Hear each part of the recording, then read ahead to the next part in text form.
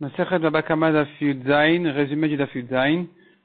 La Gemara ici décrit l'enterrement de Chizkiyahu Amelech. Chizkiyahu, le roi, qui était un grand sadique, et à son enterrement, on lui a fait un kavod spécial, un honneur spécial. La Gemara dit quel est l'honneur qu'on lui a fait, que on a installé une yeshiva sur sa tombe. À côté de sa tombe, on a installé une yeshiva pour kavod à Chizkiyahu. La Gemara dit, Machoket, 3 jours, 7 jours, 30 jours. La Gemara dit encore 30 000 personnes sont sorties à son enterrement avec les épaules découvertes. Ça veut dire qu'ils s'étaient déchirés les chemises à cet endroit-là, qui était un signe de deuil. Selon Rabbi Yehuda. Rabbi Nechemia lui dit, le kavod qu'on a fait à Chizkiyahu, c'est pas ça, c'est que on a posé un Sefer Torah sur son cercueil en disant, voilà, cet homme-là a accompli tout ce qui est écrit dans ce Sefer Torah. De là, la Gemara, on arrive à la halakha, est-ce qu'on a le droit de le faire aujourd'hui, oui ou non? Sortir un Sefer Torah, oui, mais poser, non. Ou peut-être même poser, dit la Gemara, ce serait permis, mais ne pas dire qu'il a fait tout ce qui est écrit dedans.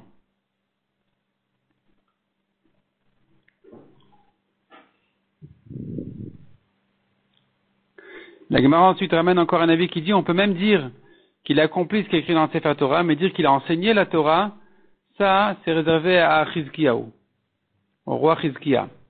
La Gemara dit encore sur un pasouk, on apprend un pasouk qui dit, heureux ceux qui sèment sur toute eau, ceux qui renvoient le pied du taureau et de l'âne. La Gemara traduit ce pasouk dans le remez de ce pasouk. Ça fait allusion, celui qui sème, c'est la tzedaka, sur toute eau, c'est la Torah.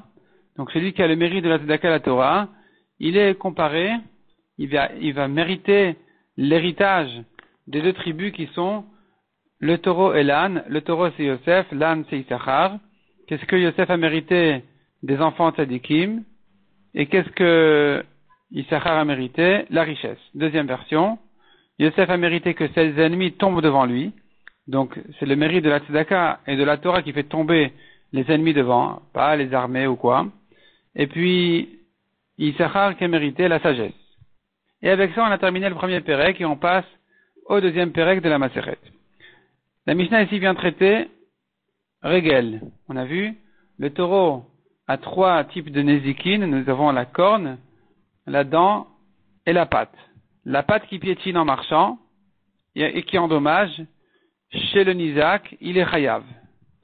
La Mishnah ajoute là-dessus encore, une béma qui marche et qui endommage, il est mouad et il est chayav. La Gemara va expliquer pourquoi cette répétition.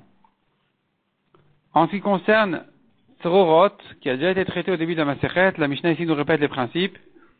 Si, en marchant, il y a des cailloux qui sautaient, et qui ont cassé des ustensiles, qui ont cassé des verres, il ne paye que la moitié. De même, s'il a marché sur un cli, il a marché sur un objet qui s'est cassé, et un débris a sauté et a cassé un deuxième objet, sur le premier il paye tout le nezek, sur le deuxième il paye que la moitié. De même, des coqs on considère qu'ils sont mouad, c'est-à-dire c'est ordinaire pour eux d'endommager, donc il est chayav. S'ils ont endommagé en sautant, en marchant, et donc il doit payer tout le dommage.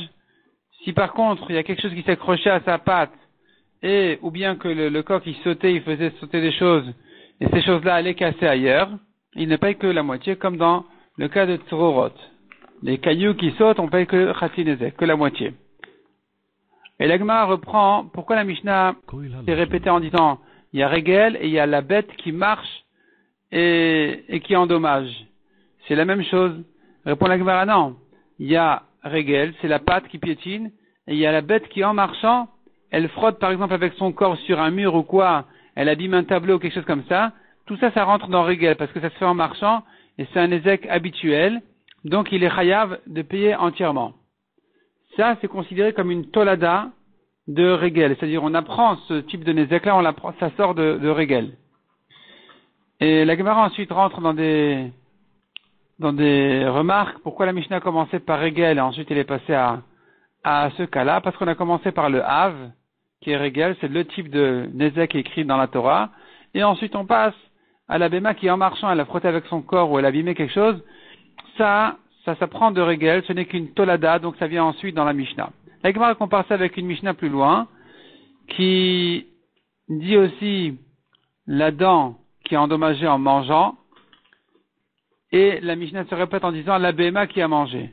Pourquoi cette répétition? Et là-bas, il faudra aussi expliquer la différence entre la dent et la BMA. En fait, la dent, c'est une bête sauvage, BMA, c'est un animal domestique, et que donc la Mishnah a dû ramener les deux cas en commençant en commençant par bête sauvage malgré que c'est pas écrit dans la Torah, ou plutôt parce que c'est pas écrit dans la Torah.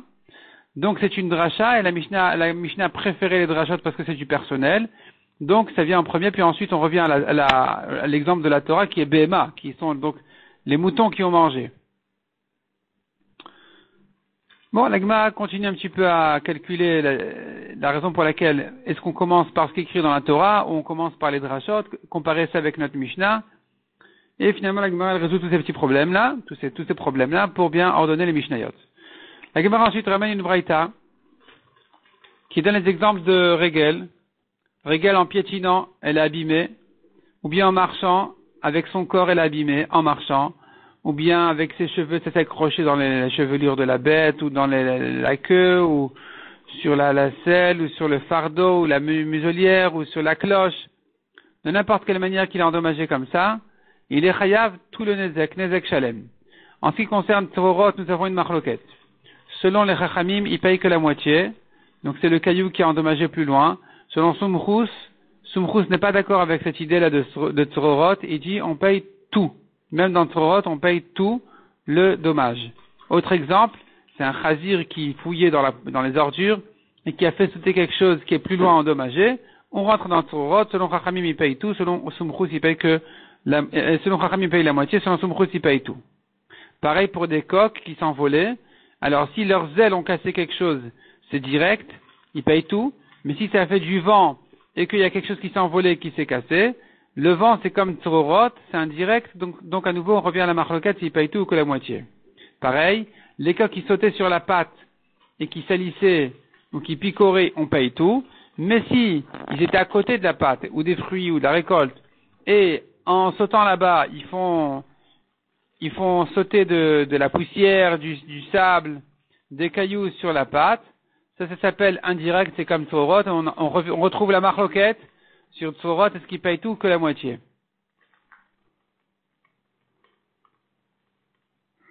La Gemara dit selon Chachamim qui paye que la moitié, il pense que c'est en réalité, il pense que Kochok et Goufo, c'est-à-dire ce qui a été fait par sa force et pas par son corps, c'est comme son physique, c'est comme son corps, il aurait dû tout payer, mais nous avons appris une halakha de Moshe Messinaï qui dit de ne payer que la moitié.